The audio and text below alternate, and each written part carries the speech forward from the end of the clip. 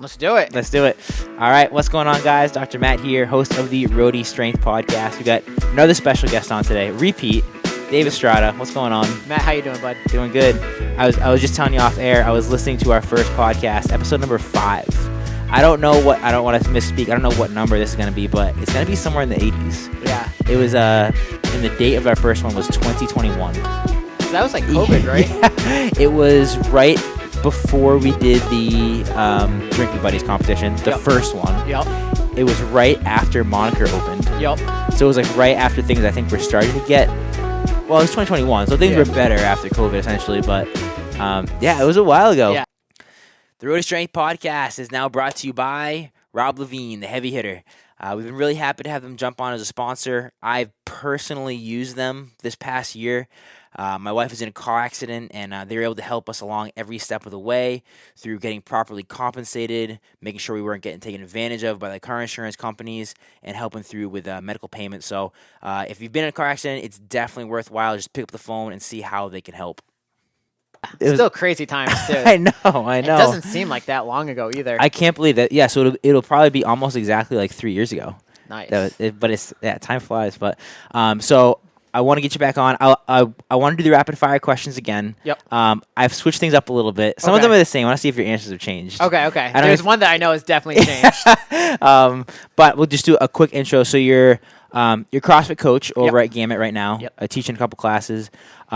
You're also back coaching swim. You're director of competitive swim at Hockomock YMCA, and that is in Franklin? So there's 3 branches: Franklin, Foxborough, North Attleboro.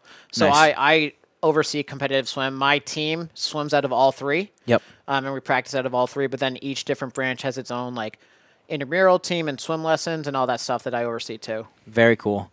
And you're the coach of and their swim team's called the Hay Lightning. Yep. Very cool. And I want to talk a lot about that today too, because swimming has become, over the past, since I talked to you last, like very, like, I love swimming, so I'll do like a lot of training, and you actually helped me with a lot. That's right. Yep. You basically taught me how to swim. You had an idea, but yeah. I knew how to not drown, but you taught me how to swim. I would say that's fair. Yeah. So we'll start off with the rapid fire questions. So first one, you had to move too, actually, because you were in basically my neighbor in North Providence when we did this podcast last, but now you're in East Greenwich. Yeah. East Greenwich. Well, East Greenwich, Warwick. It's like that Route 2, Route 4. Okay, yep. Corner of Warwick, West Warwick, East Greenwich. Basically right where Gamut is. Yep. With Emily. Yes, with Emily. So who's in studio, but you can't see her on the camera right now. Just lurking in the corner. Yeah, Emily live studio audience for this podcast. We've been together for about a year and a half ish. So now we're down there doing our thing with our 3 cats. Nice. Yeah. Wow, 3 now. 3, yeah. I had 1, she has 2. There we go. I love it. So I'm guessing, so for this first rapid fire question, favorite coffee shop, that may have changed, but you tell me. Okay. I would still go to White Electric. I nice. As you know, am a very connoisseur of energy drinks. Yes. So, but yeah, White Electric is still, it was a members coffee joint, so like if I can still support it, I will. Yeah. It's cool. I don't know when they made the change, but they went from being like a standard business with the owner, but now it's owned by the actual employees now. Yeah, I forget what that's called. Co-op. Yeah. Which is a really cool concept. I love that spot. I go there all the time. They got good coffee. Yep. I think they still use the New Harvest beans. I'm pretty sure. Yeah, which I've always been a fan of their stuff. But yeah, no, that's a great answer. Next question. Same question as last time. Favorite go-to breakfast spot? Ooh, Tees is still. Yeah. That place is great. What's funny is when I just listened to it. So when you said that Tees last time, I think you called it Jay's. Oh, did I? If you go back, you're like, I think it's called Jay's, but I knew Jay's you were talking Tees. about. Tees. Yeah, down in East Greenwich. Yeah, that's a good spot. That place is great. That's a good spot. Next question we got is favorite recent book. So this could be audiobook, regular book, or if you're not a big book guy, podcast. Yeah, which is still true. Not a big book person, but no. So I've kind of started getting into Linchpin, and so I've always liked the Varied Not Random with Pat Sherwood and Boz. Yeah, so that's a great podcast if you really want to get into like the nitty gritty of things. So Linchpin, I looked them up the other day because I know you've been doing their program and you've been liking it a lot. Where are they based out of? Emily was asking this too earlier today. I don't know. I don't know where Pat Sherwood doesn't have like an affiliate. Oh, okay. Okay. But he just has his programming. So like a lot of the things on the message boards were like, oh, how do we get our scores validated? And he was like, just like a reminder, I cannot validate your scores. You have to go to an affiliate and do them. So Right. Okay. I wonder if at one point they were. I don't think location? it's always No, just always been online. Yeah. Interesting. And so Pat Sherman's background. Sherwood. Sherwood. Yep. He was military, right? He was military, but he was also like an OG CrossFit personality too. Back to like the regional days, he was like a commentator for that. Yeah, so it's going back to like 2013, 2014. Nice. And you said his podcast is with Boz? Yep. Nice. Okay. And for people that don't know, Boz has been the one who's basically been doing not as much this year because Castro kind of took it over, but he's been the one basically running the CrossFit games, programming, all that stuff. The competitive side of it. Yeah, very cool. Okay. How did you end up? Because I know you were doing Dylan Cooper's program before that. How did you end up going to? How did you find the linchpin programming? So I've always loved Pat Sherwood. He always has great things to say and like really analyzes like what they're talking about when it comes to a lot of things CrossFit, intensity, modality is like just the whole programming thing. He really nerds out on. Yeah. And I love that type of information. Totally. So I've always looked at his stuff and I've always liked it, but with like the dozer weightlifting, my joints just got sore. Like I was only doing 3 days a week, and it was this last cycle that I had run through was snatch, clean and jerk, squat. 3 days a week, and I was like, man, my knees hurt. But I mean, I think we were talking about this before too. It's like it's kind of nice that you had like a block of weight training. Yeah. Now you're doing like a block of CrossFit. Yep. Good to like kind of switch things up like throughout the year. Yeah. No, that's really cool. It works. My snatch went up. Yeah. 7 pounds. My clean and jerk went up 10 pounds. So and the did you hit lifetime PRs in that? Yeah. That's awesome. Yeah. Yeah. And how long did you do that programming for? 4 months.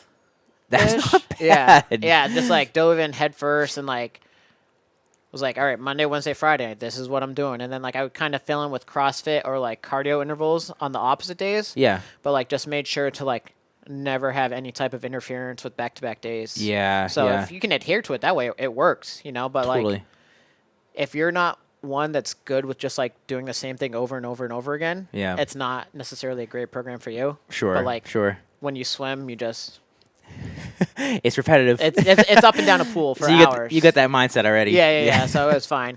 One other thing about that, the program, the weightlifting program, you said it was pretty good communication. Like if you had questions, like with Dylan, he'd be able to respond like pretty quickly to you, which is cool. He used the True Coach app. Yeah. So like if you guys don't know it, it has a message feature and it like goes right out to the coach. Yep. And so I was like, we had block lifts, and I was like, hey, where should the block be? And like obviously it wasn't like instantaneous, like above the knee, below the knee type of thing. Yeah. But within, I would say 12 to 24 hours, I would have an answer back. So that's if really you were good. smart, you could prepare yourself to train properly, or you just have it for next time. Yeah. I remember one thing you were saying about it is you were like, man, this is a lot of heavy, because like every Friday was max out. Yeah. Right? It was either like, so like he gave you like the self-regulating option. So it was like if you were feeling bad, you would do 1, which was like higher volume, lower percentage. Yep. 2, which is where like he wanted us to stay, was like, heavy volume, high percentages type work. And then 3 was like, if the burner's hot, go for it. Yeah. So, but like every Friday it was like 3 max out. It was like, it wasn't just one of them. It was like snatch, singles, some heavy singles, and then it's like max out. Yeah. Next workout or next movement, clean and jerk.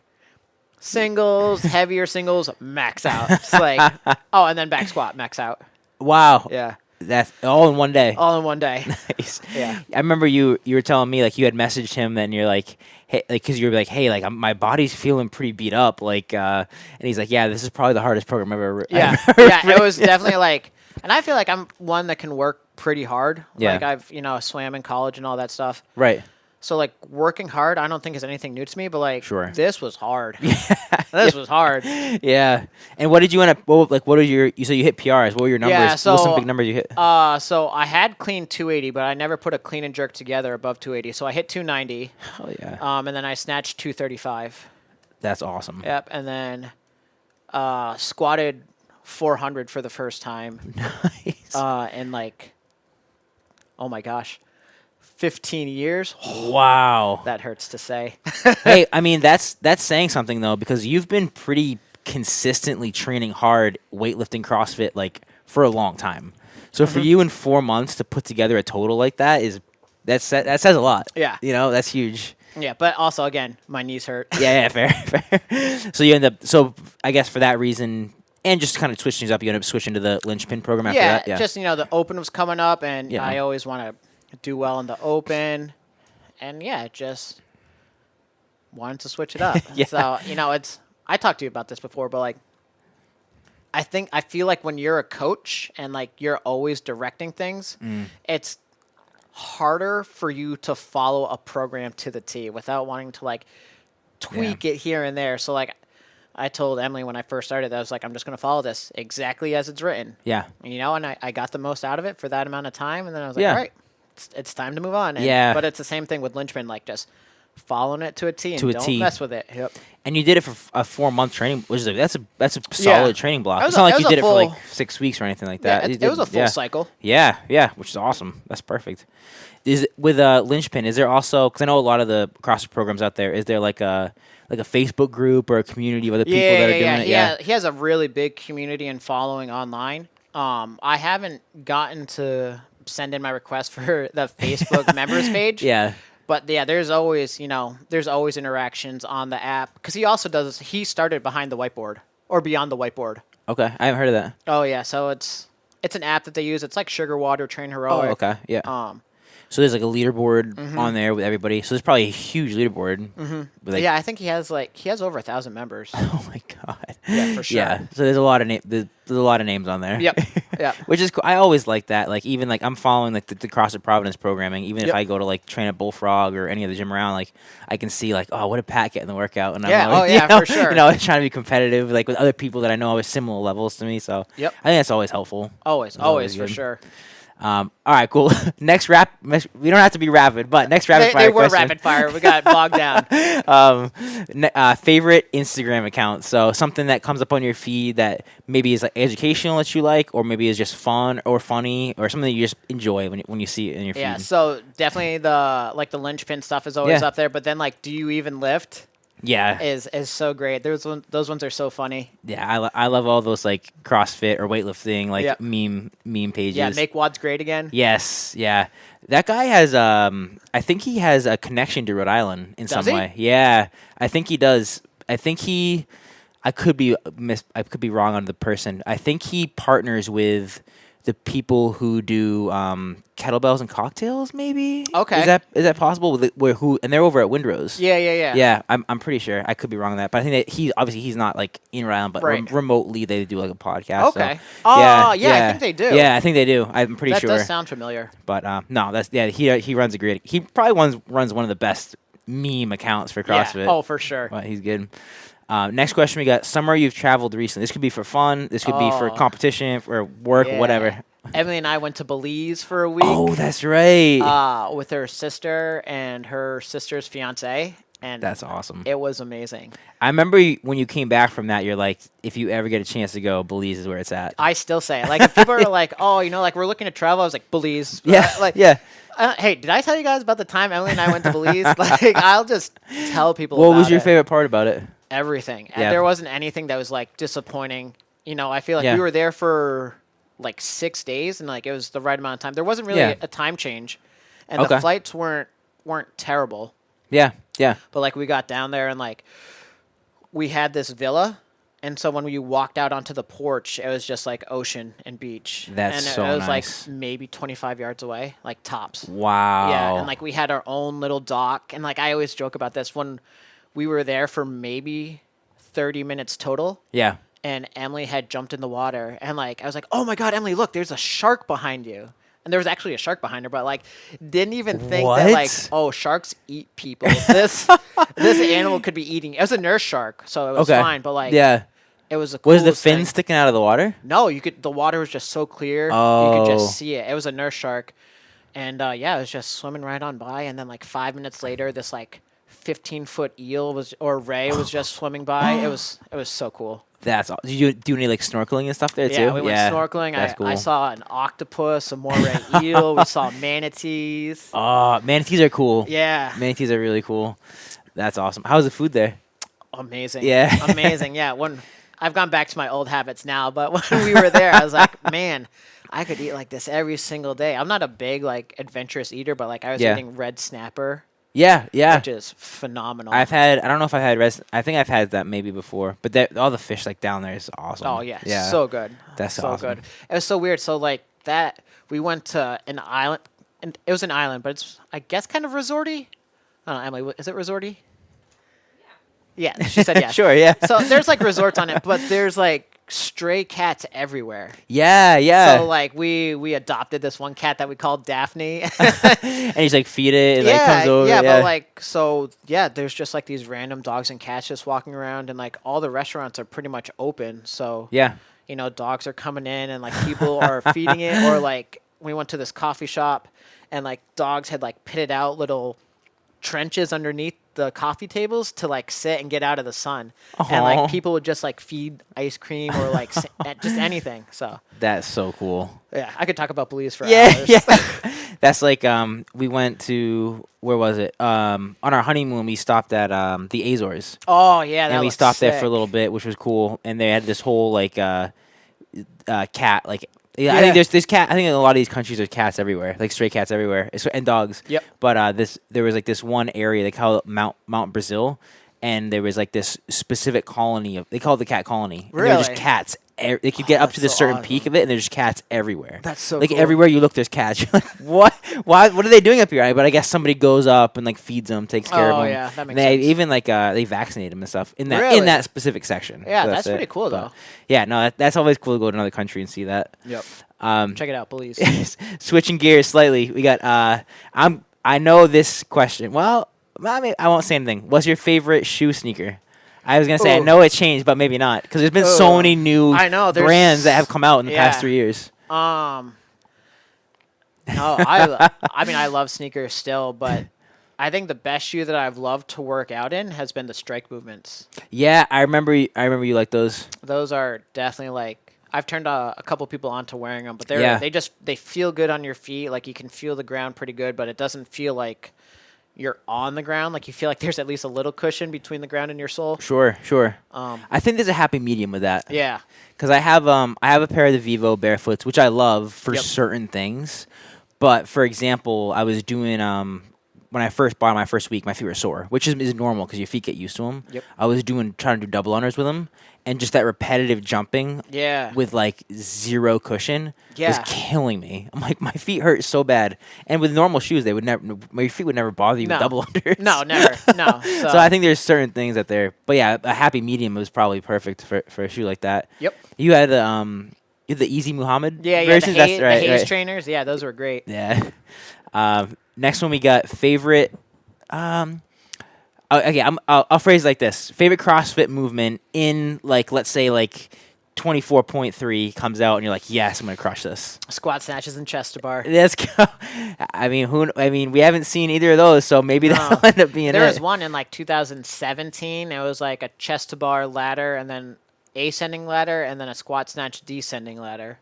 I would love to repeat that. We haven't had a repeat yet. I know. If you, we'll get you on the time lapse. Actually, we can see. We'll get a quick video because this is not going to come out in time. But all right, we got the prediction for 24.3. Yeah, the squat snatch and chest to bar ascending descending ladder from like 2017. All right, we'll get the actual number on that, but that's the prediction. We'll see if that goes. I hope so. All right, great. So next one we got, what's a movement you're just working on trying to get better right now in CrossFit?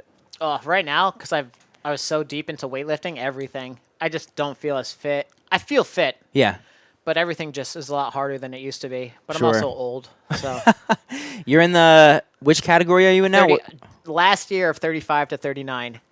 This is your last year of 35, 39? Well, I turned 39 in August, so yeah. So you will... I'll have will one you still more year. be? Yeah, okay, all I'll right. have one more year, but you'll qualify for it, but you're getting close to the cutoff there. I don't feel 39. No, you don't look 39. You look young. But also, I mean, not that 40 is old, but I think that's when you start to get because the 30s are still super. I mean, you have like games like Pat Vellner. I think is in his 30s, isn't he? Yep. Like the 30s are still super competitive. They had this thing on, I forget what it was, maybe Morning Chalk Up, that like a larger majority of the elite level CrossFitters are now over 30. Isn't that insane?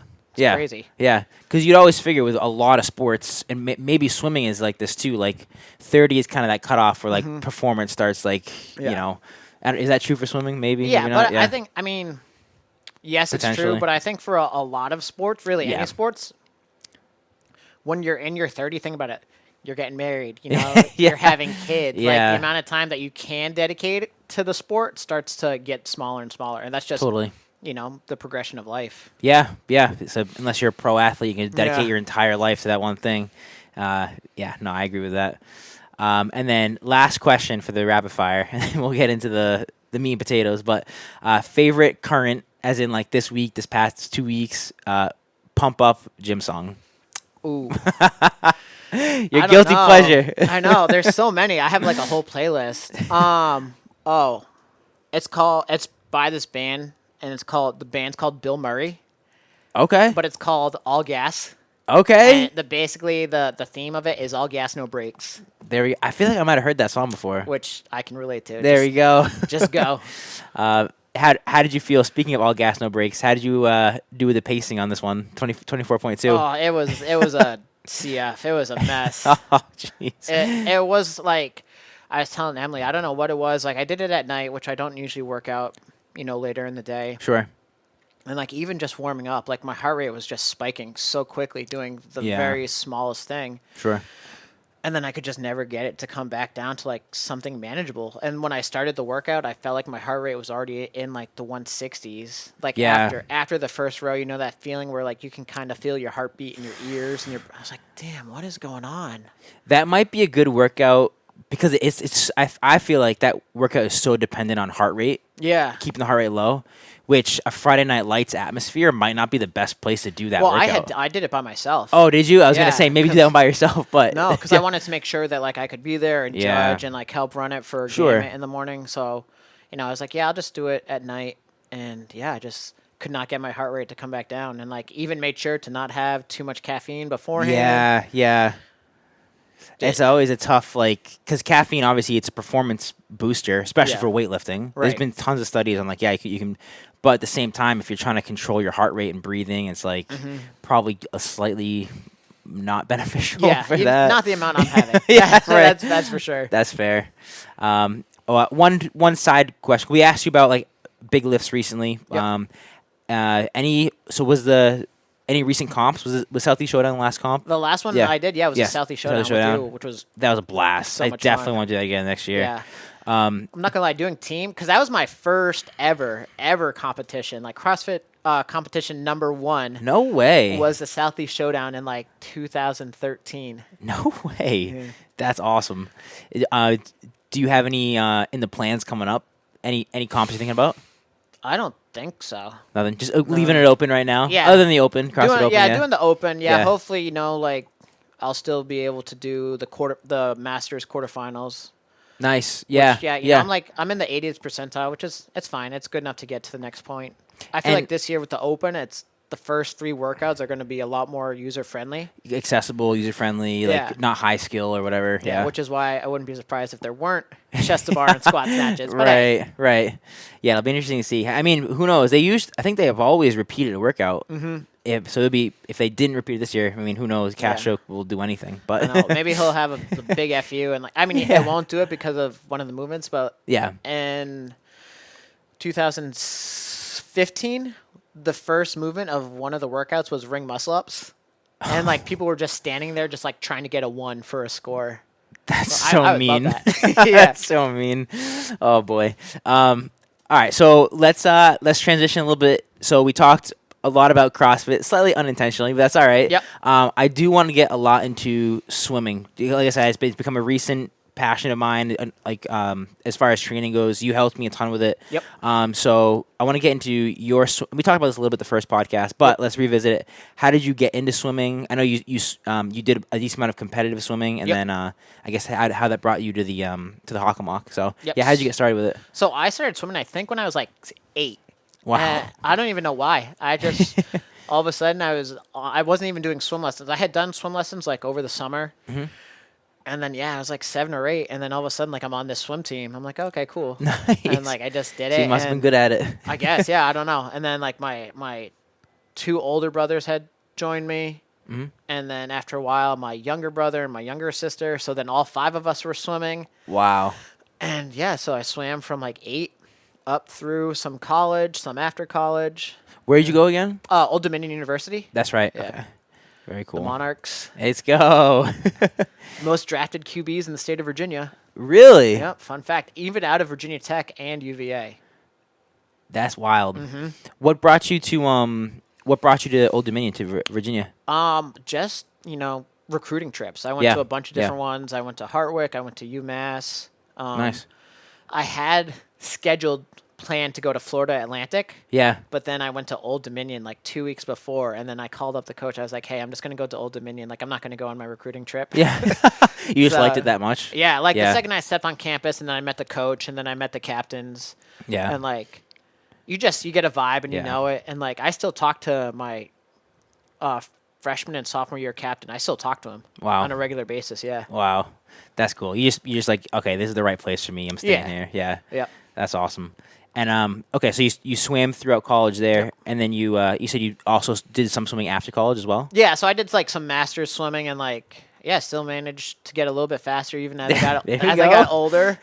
But like, it was just like how I knew to stay in shape was just swimming. Yeah, like we had weight training and stuff, but like I didn't take it as seriously as I did swimming. Sure. So I was like, oh, just like when I was getting ready for like a big life event, I decided to swim to get back in shape, as opposed to like people going to the gym. So sure. When you were in college, did they have a structured like weight training program? Yeah. Okay, cool. Yeah. It was structured, but like you're 19 years old to 22 years old, so and you're not going to listen all the time. I mean, the ones that are, which is obviously why I didn't make it to that level, but the ones that were good like do. But yeah, so we had like. Definitely not the most up-to-date weight room. They've definitely renovated it twice since I've been there. Wow. But yeah, so we had, a weight room. We lifted 3 days a week. Monday, Wednesday, Friday. I was put in the distance group, so I swam 3 mornings a week. Monday, Tuesday, Thursday. And then we had 5 afternoon practices, Monday through Friday, and then Saturday practice. Wow. Which was 3 hours. What event did you swim? 100, 200 back. Gotcha. Cool. Very nice. And so it sounds like you're pretty much in the pool almost every day. Oh, you absolutely were. Okay. Well, we had mandatory practices like Monday through Saturday, but then on Sunday, like we would do college life. Yeah, of course. And then we would just swim it out on Sunday. A bunch of us would just get together, swim for like an hour. Yep. Just kind of flush out and get ready for the week. It's kind of like a captain's practice type thing, or like optional. It wasn't even. It wasn't even like on a schedule. It's just like, hey, I'm going to the pool. You want to come with me? Yeah. Nice. Swim it out. Very cool. As far as so you did Old Dominion, did Masters afterwards, and then just like semi recently, you made the transition back into Hockomock, and now you're doing more. You're like transitioning, I guess, like more to like a coaching style role.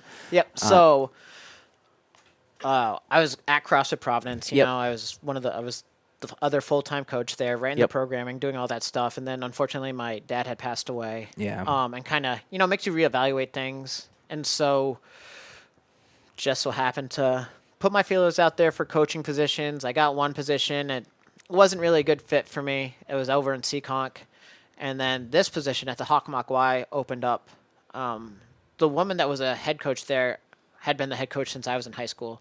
Wow. Or not the head coach, but she had been on the coaching staff since I was in high school. And so she was like, hey, I'm trying to retire. I'd rather, you take over the team than someone else that like doesn't really know anything about swimming or doesn't know the YMCA. So just like apply. And like I had already applied anyway. Yeah. And it worked out that I wanted to leave CrossFit Providence and they wanted to hire me, and I was done with this other kind of in-between position. Yeah. And so this team actually was the Hay Lightning. Wasn't always the Hay Lightning, so they changed their name from Hockomock Area Hammerheads to the Hay Lightning in 1999. Okay. And that was the first year I was on the Hay Lightning team. Really? So the very first year, like the year of the Lightning inception, was my first year swimming, and so it kind of That's came cool. back full circle. That's really cool. Yeah. Like I was in the first Lightning team. Now I'm full circle. I'm coaching the Lightning team. I'm not gonna, that's what I said in my interviews too. I was like, I was on this very first team. Like I had records for forever. Yeah. Like. Really, you held records for that? Yeah. I held them up until like 2017 or 2018, and I swam there in like 1999 to 2003. So it's like 20-year record or something like that. Yeah. That's pretty so good. it was up there for a good while. Yeah. So for same thing, backstroke? Yeah, backstroke and some relays. And relays. Okay, cool. So I don't know swimming super well. What does the relay consist of? So that's a very involved question. Go for it. So there's a freestyle relays. They have the 200, the 400, and the 800. So the 200, 4-person relay, each person swims a 50. 400, each person swims 100. 800, everyone swims a 200. Yep. And then there's a 200 and then 400 medley. Okay. Where each person either swims a 50 or 100, but it depends on the stroke. So I swam backstroke, so I always went first. Sure. Okay. Yeah. And then it's almost like once you do your swim, the next person on the team does their swim. Yeah. So you finish, and as you're finishing, that next person dives in. And they could be doing a different stroke. Yep. For the medleys, yeah. Freestyle, Right, everyone's doing freestyle. But yeah, for the medley, so it would go back, breast, fly free. That's pretty cool. Yeah. That's almost like bring it back to CrossFit, like a team, like you might have every person has their specialization, and you all have to do well.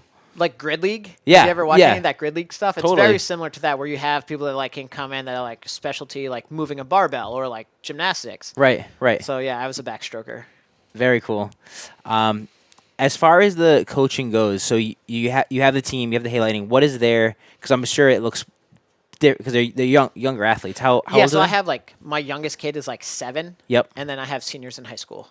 Gotcha. So okay. I oversee all of them. We have like 110 kids on the team. Wow. Yep.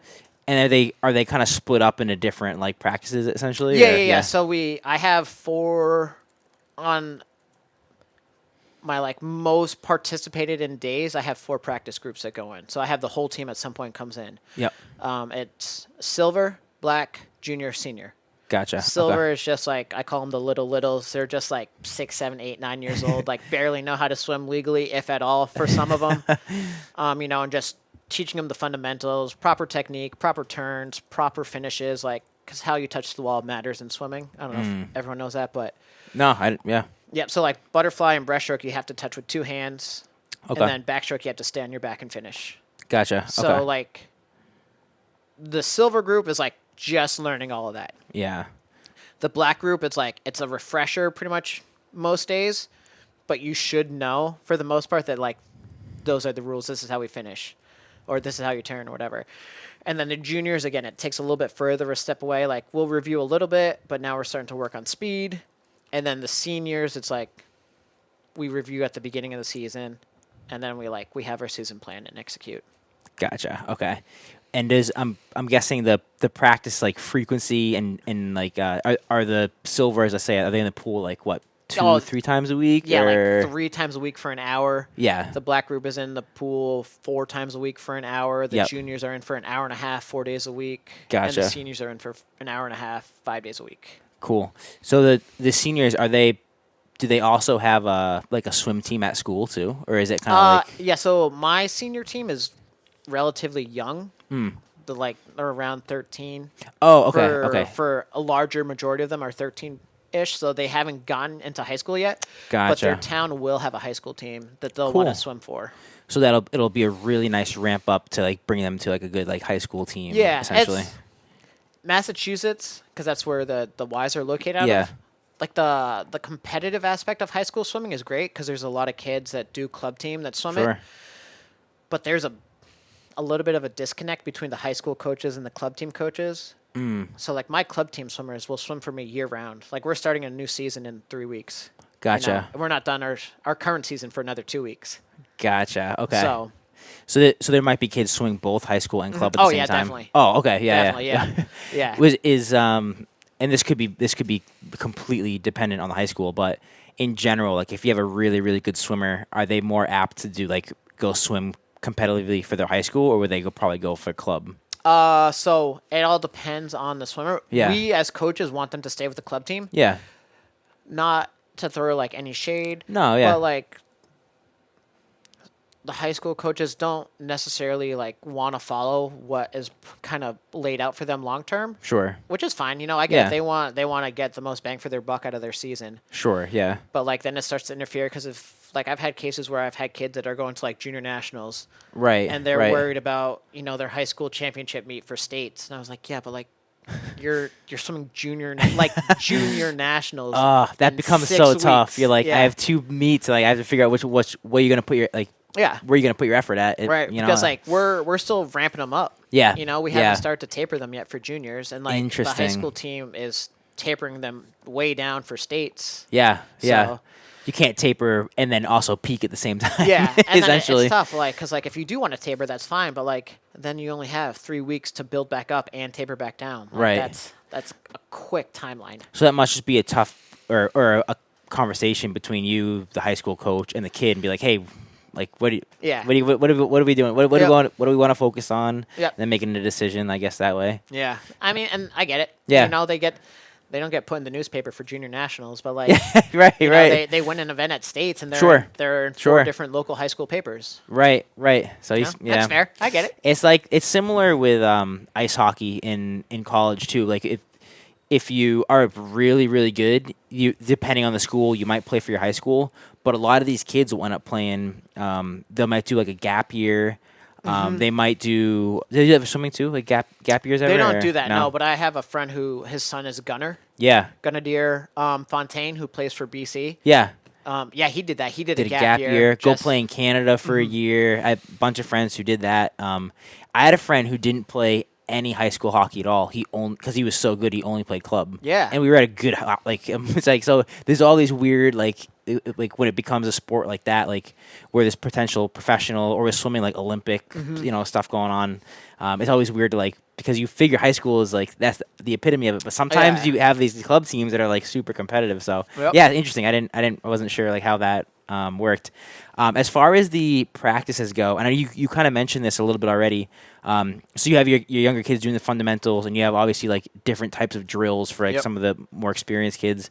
Any drills that like, let's say like in the past week or two that you've like really been like loving for like these kids or been teaching them or? Yeah. So I have 2 assistant coaches that work with me. Yeah. One of them, she swam at Central Connecticut. She made her NCAA B cut, and then pretty sure she made Olympic trials.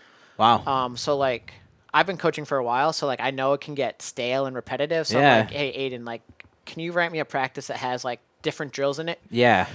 And so she has one, and she calls it like I forget what she calls it. Maybe the bow and arrow drill. Okay. I call it, but like it's just basically like 1, 2, and we've worked on this before. Yeah. It's just like setting your anchor out front. Sure. With your timing of your hands and not like pulling and then having your other hand come up over top. But yeah, for freestyle, that's definitely one that we like harp on a lot. It's just like anyone like 3-point or bow and arrow, just somewhere the kids are setting their anchor out in front and just like staying balanced in the water. Totally. Yeah, I mean, when I had signed up for that Frogman swim last year, and you helped me with a bunch of coaching at was it Attleboro YMCA. We met a bunch of times, and I feel like that was.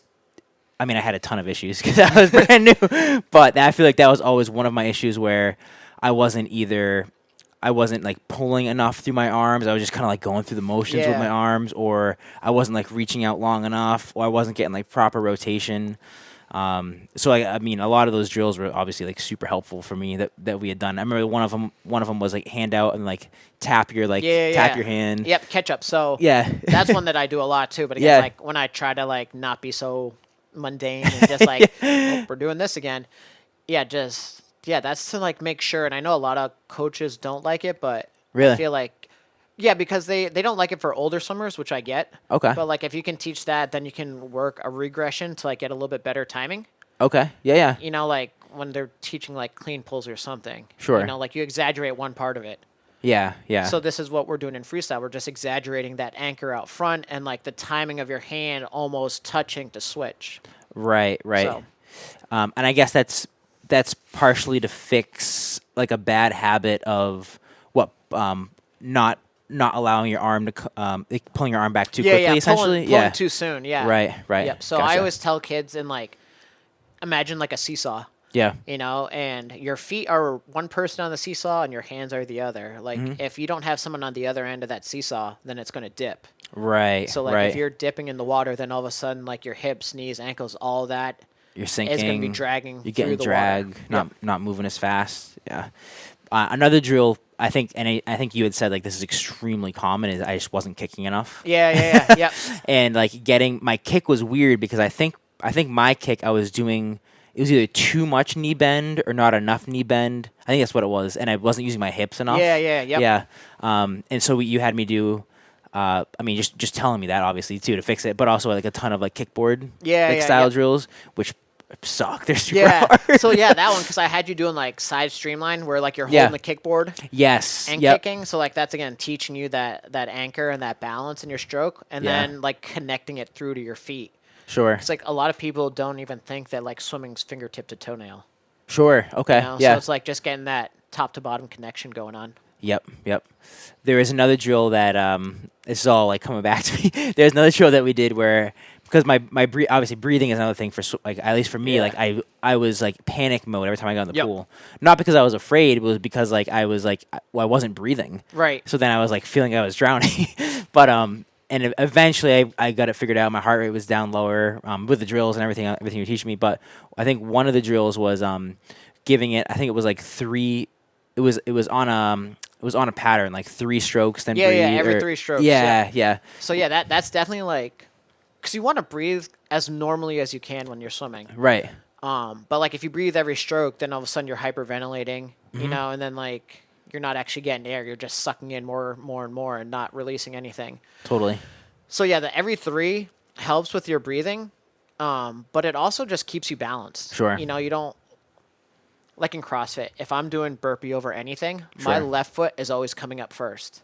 Okay. And you have that repeated movement pattern that gets overworked, and so the breathing every 3 is just to teach like more inexperienced swimmers how to stay even in their body and like hopefully get away from bad habits. But yeah. I took a breath every right arm. Yeah. And then one other one. Well, you actually, I want to ask about the because we used fins. Yep. But partially, I think because of I was swimming with fins for the event. But I guess let's talk about that. So do you use fins with your swimmers at all too? Yeah. Okay. Yeah. For sure. So there's kind of twofold. One, we'll do like. So back in the 90s, there's this guy, Bronchek, who coached at Michigan, and he had this whole rainbow system, and it was like white, pink, red, blue, purple, green, gold. Maybe one more. Platinum, maybe. There's probably something between purple and gold. Okay.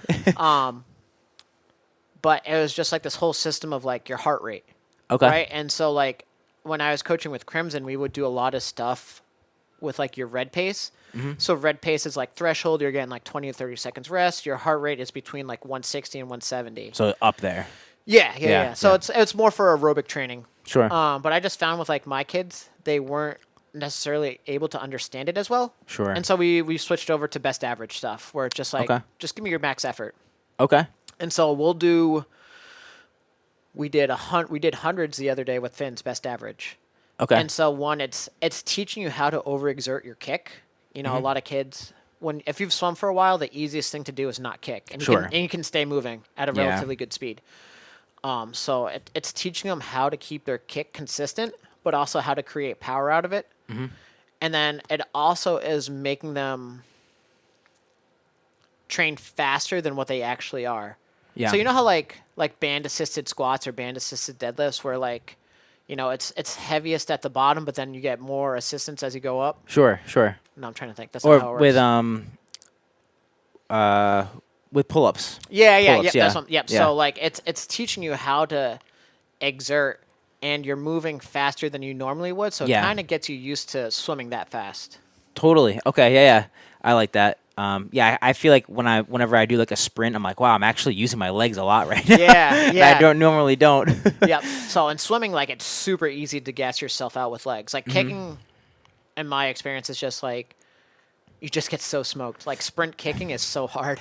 It's swimming's nuts too because at least when I'm still now, but when I was first learning it and I was like watching YouTube videos of like all like the perfect stroke and all this and all like the videos are great because it gives like little pinpoint things like focus on this, move your shoulders like this, only this many degrees, and I'm like, I again related to like it's almost like a snatch. Like there's so many things that have to go right. I'm like I could do this forever and just still never be like perfect at it. I feel like I think it's which is I think what attracted me to it because like it's never like I don't know, there's always room for improvement from a performance side of things, but also like a skill side. I think I can always get better at the skill at it, which is cool. Yeah, so like this guy Caleb Dressel, he's like the fastest swimmer in the world right now. Yeah, he like is looking for so many different ways to get faster to the point where like it's widely known through the swimming community that he watches like cheetahs sprint. No way. To see how their paws are relaxed while they're sprinting.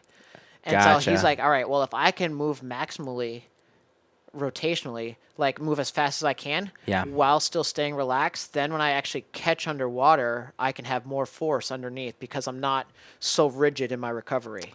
Gotcha. Yeah. So it's almost like as he's coming out of the water, he's letting his kind of like hand relax a little bit. I don't know what he's thinking about. I just know that like dude's watching. He's watching cheaters to figure out how to get faster. Oh man, I believe it. That's cool. One other drill that I was like shocked at when we first started training was that front snorkel. Oh yeah. So I think that was partly, and you can tell me it's because my breathing was just screwing me up. And you're just like, just focus on your stroke. Take the breathing out of it. Yeah. So that's literally one of the reasons why we use it. Is to just minimize the amount of extraneous movement that you have to do. So like if you're, especially, I know I was a backstroker, so like holding my breath for a long time is not something I like doing. Sure. Yeah. So if I'm breathing every single stroke, then like I can't focus. If we're doing freestyle drills, I can't necessarily focus as much as I need to on the drill, and then now I'm just wasting time. Right. So you put that snorkel on, your breathing is set. You don't have to move anywhere. You can just breathe freely. Yeah. And now you can spend time. Like for you, we focus on like keeping your kick consistent. Yep. While having your arms at a slower cadence than your legs. Yeah. I swam with my I still swim a decent amount the Y with my buddy, and he was a high school swimmer as well, and he's taller than me, which makes him a lot faster. But usually, But and he's more experienced. But he's like, he's like, I'm doing like, and another drill you had me do was like for efficiency was like count how many strokes. So he's like, dude, you're doing like 20 something strokes because I was just being sloppy. Yep. And he's like, you got to get more efficient. Like you're redlining. You're splashing all over the place, like get more efficient, like get more. And that was a drill you had me do too. Was like count how many strokes like to get to the end of the pool. Yeah, because if you think about it, like I'm 5'8", 5'9", so like my fingertip to fingertip, is hopefully almost 6 feet. So that's 2 yards right there, right? Yeah. So if I'm just moving as much as I'm moving my hand, I should only take no more than what? Math. Oh my God. 12 strokes a length. Okay. Right? Okay. 12 to 14 strokes a length. So if you're upwards of like that 15, 20, 25, then especially that 25, then the amount you're moving is not as far as you're traveling. Right. And so you're leaking energy somewhere. Right. So the efficiency is getting less and less, like the more strokes that it takes to get you to the end of the pool, which makes you more tired. Yeah. Which was a big problem for me. So I always tell kids like, in a race, the less you swim, the faster you're going to go. Like the less you have to work, stroke rate wise, that's one thing, but also how far you get off your push underwater. Sure. The streamline. Yeah. The less you're doing, the more energy you have to put into whatever you're doing. If you take 30 strokes, you only have, all of your energy. If you're taking 15, you're doubling your efficiency. Yeah, that's the name of the game. Yeah. That's awesome. So I have a couple more points I wanted to ask about that, but I want to skip ahead a little bit because you just reminded me of it. So one of the most recent competitions that you did with the kids, you said you had somebody perform really well, right? Yeah. Was it breaststroke? So it was 10 and or 9-10 championships. Okay, Age group yeah. championships. So for New England swimming, so swimming is broken up into LSCs. Think of it just like, you have the AFC and the NFC, and then you have the AFC East and the AFC. So it's just like a subdivision of the USA Swimming. Okay. So for New England Swimming, he was the second fastest overall 10-year-old. That's awesome. So he won one event, he got third in one event, and then he won 5 events. Or no, excuse me, I misspoke. He won one event, got third in one event, and then got second in 5 events. Wow. So yeah. So pretty well. Yeah. Yeah, pretty good. He did okay. He did pretty good. So that's he's awesome. way faster than I was at 10, that's for sure. Yeah. He's good. And I remember we talked off air about it a little bit. There was another coach there who was like super high level, like Eric Vent. Olympian. Yeah. Olympian. Yeah. And he came up to me. He's like, "Hey, like that kid's whatever you're doing with that kid, he's doing really good. Like, yeah, keep that it was up." like one of the I have like a couple memories in my coaching experience that will either give me goosebumps or make me a little bit of teary eyed. Yeah. But this one is definitely goosebumps. So that's cool. It was this guy Eric Vent. He swam in the late 90s, early 2000s, but he was the first American under 15 minutes in the 1500, which is people are super fast now, but yeah. America was not leading the way in distance swimming at the time. Okay. And so for him to break that barrier was huge, because now put us on the same platform as Australia that had this guy Ian Thorpe who was just crushing it. Sure. So he was the first American to do that, and then he got second in the 400 IM to Tom Dolan one year, and then Michael Phelps another year. Wow. But yeah, dude, he's also local. Okay. Rhode Islander or Massachusetts? No, Rhode Island. Really? All right. Yep. Yeah, so he came up to me. He's like, "Hey, man, whatever, it's really good to see coaches really honing in on the fundamentals, and this kid that's what won it for him in the 100 breaststroke, and that's why he won." I was like, "Cool." He's like, "I'm Eric, by the way." I was like, "Yeah, I know who you are." I got you. That's awesome. So yeah, that's definitely something that I'll always remember and always put up on a personal platform of self-validation that you kind of know what you're doing. Yeah, you store that away as a win. Yeah. Oh yeah, for sure. And those days were God, I have no idea what I'm doing. Because I always go through that. Oh yeah, I mean, I always think have that's this imposter syndrome. I think that's part of the process with any type of coaching is you're always trying to get better, which means on the flip side, he's like, okay, that means I have things I have to work on, right. Which you can kind of spiral and be like, oh, I'm not good at those things. Yeah, and then it's just man, what am I doing? Yeah. And then you get paralysis by analysis. You're like, oh, I could be doing this, this, or this, and then it's but then just got to stick to your gut. I feel like there is you should actually I can share it with you. There's a guy who's speaking on imposter syndrome in strength coaches. He's a coach over at Brown. Okay. Strength and conditioning coach. Really nice guy, Dave Downey.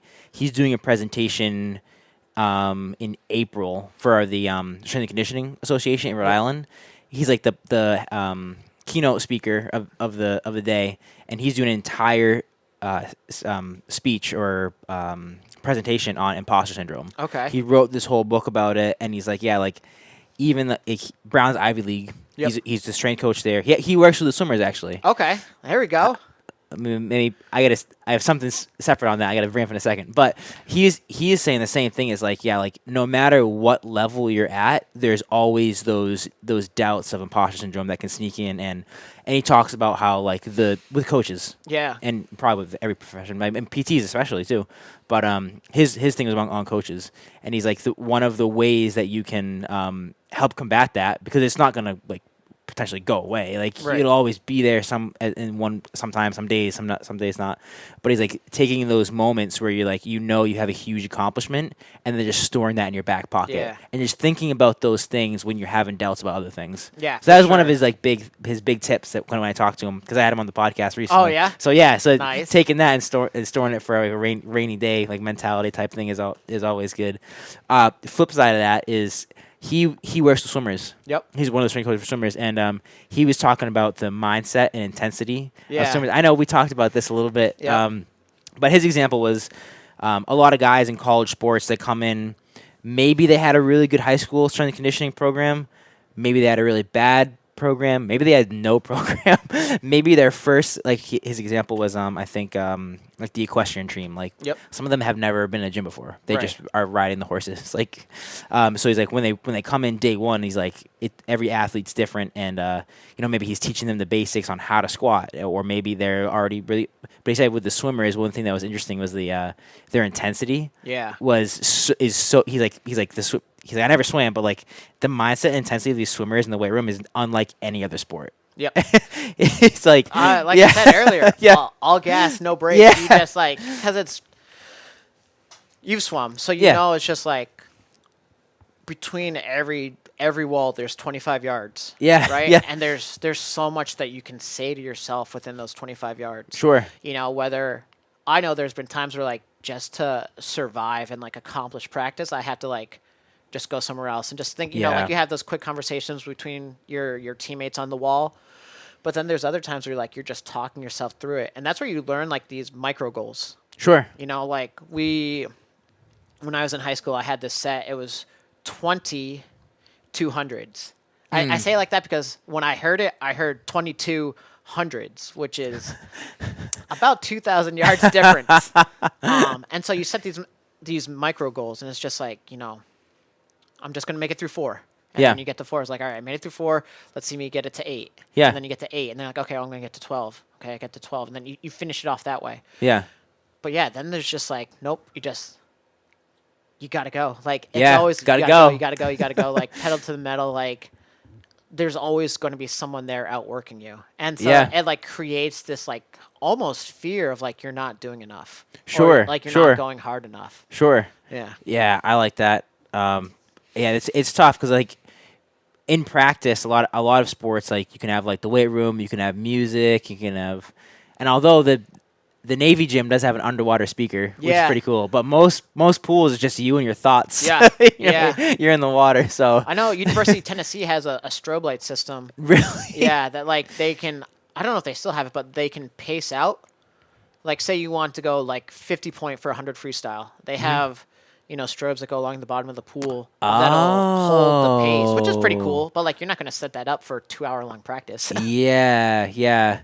I'm trying to think. I think they did that for like the that marathon runner when he broke the record. Oh yeah. They had like a pacer. Like, Yep. So he was like, you just got to keep up with that, and you break the record, which is cool. But no, that makes a lot of sense. Kind of switching gears a little bit again slightly, but sticking with swimming. So. You did weight training. Yes. With swimming, and I know I want to talk about this because it's something that has become very, very established in the running community, and it didn't used to be of like how important that strength training is to your running career to prevent injuries. Yep. Number one, from a PT perspective, we preach it all the time. Like there's just a huge amount of evidence showing like if you are strong, if your joints are strong, if your muscles are strong, you're gonna get injured less running. Right. It just is what it is. But also for performance, you're gonna be a faster runner. So usually the runner who's never been injured is like, I don't care about injuries. But hey, if it makes me a better runner, I'll do some weight training. Yeah. But I guess talk to me a little bit about how important or if it is important for swimming and doing resistance training, weight training, like the combination of those two. Yep. So before I was at CrossFit Providence, I was with this team, Crimson Aquatics, and they in 2016 they sent a kid to Olympic trials. He got 3rd. His time would have gotten him 3rd at Rio in the 200 backstroke. At the what Olympics was that? Was Rio. Like 2016? Okay, yeah, all right. So when I was coaching with them, I was very much performance. Like we're going to get stronger. I had, the senior group. We did front squats just because swimming, you need to have that core stability. Sure. You don't really think about it. So we did front squats. We did like pull-ups. Yeah. We did single arm strict press. And what else? We did a bunch of rows, like pretty much posterior chain work plus, pressing work. Sure. Swimming's it's a lot of pulling. So like the pressing was Balance it out. Balancing it out a little bit. So like I would have kids, again, people that went to Division I colleges, and they would come back and they'd be like, oh, my weight coach was so happy with just how I squat. I was like, it's just, it's good. One, you need to know how to squat for performances, for performance space. But like, it's just good to know when you're done swimming. Yeah, it's going to be good to keep you athletic and healthy throughout your career. Yep. Throughout your life. Yeah. So now the team that I'm with isn't necessarily at that caliber yet. Sure. Yeah. So we're doing a lot of things. We still squat, Yep. but we do goblet squats. Sure, Something yeah. a little bit more, not even remedial, just a little bit more palpable for them to kind of Yes. figure out. Yep. So we do that. We do a bunch of like Bulgarian split squats. Yep. We do a bunch of Z presses, Mm-hmm. and then a bunch of like reverse flies. Yeah. And yeah. so now with these kids, now I'm very much like, because their training age is so young. They're 13, 14. Maybe I have a couple of the outliers that are like 16, 17. Sure. But they're so inexperienced in just fitness in general Yeah. that one, you need to know how to squat. Sure. Two, you need to know how to be able to pull yourself up from something. So, Yeah. Yeah. We'll do like kneeling pull-ups. Sure. But then I'm like, let's just make sure that their joints are healthy. Yeah. Yeah. A lot of these kids that will go to their town high school team, I know one of them, they swim for 3 hours a day. And like, you don't need that much anymore. You don't. That's a lot. Yeah, that's a lot. So like we'll do like again Z press or like I was asking you about it, but like that banded Cuban press or Yeah. like that banded, I don't even know what you want to call this or what you would call this. Like overhead press with the loop band. Yeah, just to like get them strong and supported and get those shoulders firing properly. Yeah.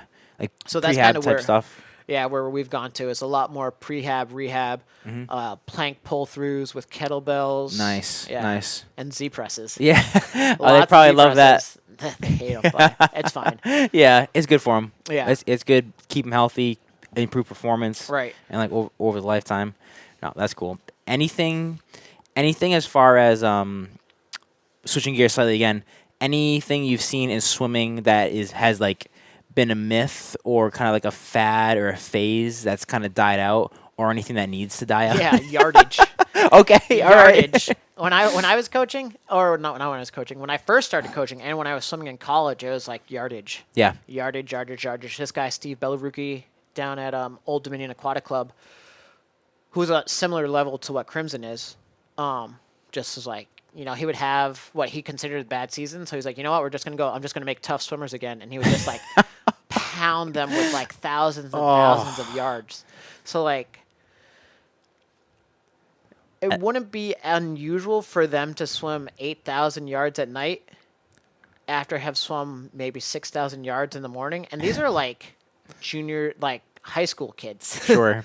And they're doing 4 mornings a week. Yeah. And just like, I'm gonna make you so tough. You can do anything. I can see where every now and again giving them something that is outside their realms of comfort as far as yardages is needed. Sure. Because swimming, you do need that mental toughness a little bit. Yeah. But then that also comes from now, and it's leaking over. I think CrossFit has actually done a good job of promoting it through other sports of just intensity. Sure. And yeah. it's so weird because Intensity is the driver. Yeah, everything that I've like seen online and that people talk about, that they've known intensity is like the key to fitness for a long time. Sure. And like distance runners don't want to hear it, and like swimmers don't want to hear it, or now they do. But Yeah. intensity is like king. Like you get people, and that's why I've gone so much into like the best average, the high heart rate, the like just.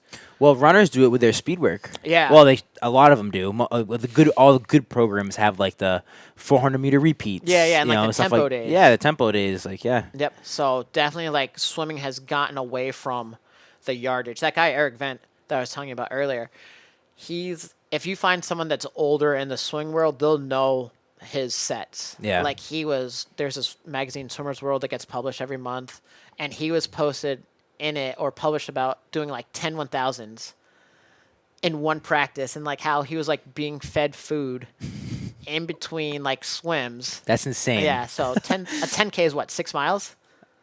Yeah, Right? something like that. I can't even do the math right now, but yeah, something around there. Yeah. 'Cause a 5K is 3 point something. Yeah, So 10K yeah. is a little bit. So Yep. it's yards. So maybe a little bit less. Sure. But like, yeah, he was doing that at like some ridiculous pace, like Yeah. 12 minutes, which like some kids can't even swim that fast. Oh my god. So yeah, definitely have gotten away from just like the super high volume, and like have started really getting into intensity swimming. Nice.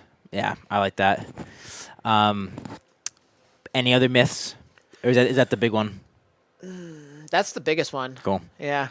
All right, so real quick, I want to just touch upon a few things, and we can make these like slightly rapid fire. But anything that you like, and this could be the answer is no, but anything you like as far as like supplements for your swimmers? So with the group that I work with, they're young. They're young. Yeah, Yeah. they're high school kids, and to be quite honest, they don't get enough protein. Yeah, sure. That's just Sure. like whether it's they're restricting how much they're eating in general, or they just don't really know what they're eating. They don't get enough protein. So like, yeah, just a good. Even if it has 5 grams of fat, which is kind of high for protein shakes, they're still getting 30 grams of protein. Yeah, That's probably a lot more than they would get throughout any other meal in the day. Sure. Just keep it simple. Yeah. Protein and then just like Gatorade. Yeah, just replace some electrolytes during the swims, because it's tough to realize how much you sweat in the water. Yeah. Oh yeah, for sure. How about any like recommendations, or I don't know if this is even an issue at that age, but sleep. Yeah, sleep. Do it. Do it. Do it. Yeah, no, they're like I said, they're kids. Yeah. So now, especially with phones and their faces on TikTok some girl told me that she was scrolling through TikTok for 4 hours the other day, nonstop. Just like what? That's got to be so tough with this next generation coming up. Yeah. I mean, I find myself getting into it too. Really? But like, that's one night. Yeah. Like, I don't have TikTok. I don't have Snapchat, and like I try to like not do so much Instagram. It's super addictive. But yeah, it's just like and then I'm like, man, I need to just get away from this. That's smart. Good. Again, this might not apply as much, but like stress management. Anything as far as like, I don't know, like maybe meditation might not apply, but like anything for like or having fun, like decompressing stress, anything like that. Again, with the kids that I work with, I took a little bit of time out from coaching swimming, so I haven't, necessarily gone through with like the changes. Like they just recently changed to, more intensity swimming that we just talked about, but like. Yeah, just like dealing with stress. I don't know. I have kids that like come up to me and like they're crying because they said that their teacher has a meat grinder in their closet, and if they don't do well on this paper, I was like, dude, you're in 4th grade. Oh my God. And then I don't know. It's what a mean teacher. I know, right? Mrs. Trunchbull over here. Come on. Just like, I don't know. So I do make sure though, as far as like stress and all that, if we have like a 3-4 day meet, which happens a lot for championships, and where our season is still going on, I'll tell the kids that have been at the 3-day meet, like, hey, you can take Monday off. You know? That one kid that had done so well at 10 and unders. Yeah. He was like, oh, so I can like play video games? I was like, sure. Go do have whatever fun. you want. You could even take Tuesday off. And his mom was like, I don't know about that. I was like, that's up to your mom, but like if you don't come to practice and you play video games, like you're a kid. Like, you're a kid. Take a little bit of time outside the pool. I like that. That's good. Any like, this might be a more of a wide open question, but like any helpful like habits that you try to like get these kids to do, like either like outside of practice or like before practice, after practice, anything like you encourage them, or could have been something we already talked about, but. No, so just own your training, whatever you're doing, like, and I understand that like that's very finite in swimming / practice / fitness realm, but I feel like it'll leak over into their regular life. You own what you're doing, know exactly what you're doing at all times. Don't leave anything up to question. Sure. One of the reasons why I had been doing like the red times is because it was a very clear cut way to say, yes, you're doing this right, or no, you're doing this wrong. Yeah. And it's not good or bad, or it's just a system that is objective. Gives you that gives you immediate feedback as to whether you're working right or not. I like that. But just own what you're doing, know what you're doing, and just like trust the process. Love it. Any on the flip side of that, any like bad habits? I mean, maybe social media is a big one, but anything you try to keep the kids away from doing? Aside from teenage kids drinking and doing smoking some weed. Fair enough, yeah. Try to keep them on the straight and narrow.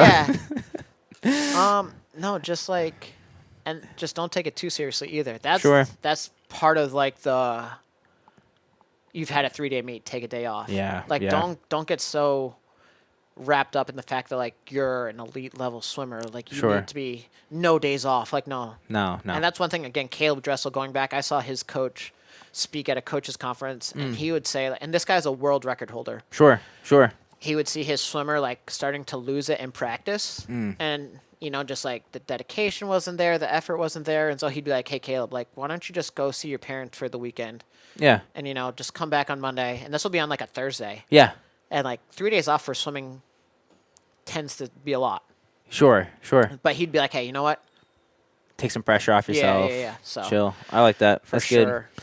good. Awesome. Well, I a couple wrap up questions, and we'll finish up with that. So anything in store for the future as far as like competitions or anything you want to plug? I know you've been doing like some fundraising through the YMCA. So if you're local and you want to donate to a YMCA, we have a Reach Out for Youth program. And so what that is it raises monies to help provide for kids that cannot afford YMCA programs. So I know I have a couple of families on my team, and I was a family that used, those type of resources. So reach out to Matt. He'll get you in contact with me for that. And then, competitions. Emily and I are definitely going to be doing the Southie one next year. Hell yeah. I'll be joining with you if you need a teammate. Oh, for sure. For sure. And then, we have Sunkissed, which is like our big junior senior invite meet in Charlotte in like 2 weeks. Cool. Yeah, so that'll be cool. Awesome. And then that's about it. And then I'm gonna leave you with the last question. It could be the same answer as last time. I think I asked this last time. Favorite quote. So the way this is, you remember? Yeah. So the way to describe it is you going up Route 95 and you have the Rob Levine billboard. Yep. You have that for the day. You can put whatever you want on it. Yeah. How you do anything is how you do everything. Love it. I'm pretty sure that's what I said last time. I'm gonna have to look back and see. I didn't get that far in the re-listen. Oh yeah, no. So they had that. Do you remember the old Reebok one up in Canton? Yeah. Is it still? It's not there anymore? No, it's not. I don't know what it is. But yeah. So. Oh, in Canton. Sorry, I'm thinking about Back Bay. No, I've never been there. This is before Back Bay. Yeah. This is the OG spot where they had regionals and like Austin Malleolo and everyone was there. But so they had the Reebok headquarters, but then they had Reebok One Gym, and like they would do seminars and stuff. So you would walk through the door. Right, and then there's big gym, but as you're leaving, they have this big American flag, and then right underneath it, it says, how you do anything is how you do everything. That's and I great. think Roosevelt said it, but... Okay, yeah, But yeah. I can see that. He's got some great quotes. I was like, man, that's so true. That's great. Well, mic drop with that. For sure. Excellent. Matt, Awesome. thank you so much. Thank you, man. Roadie Strength signing off.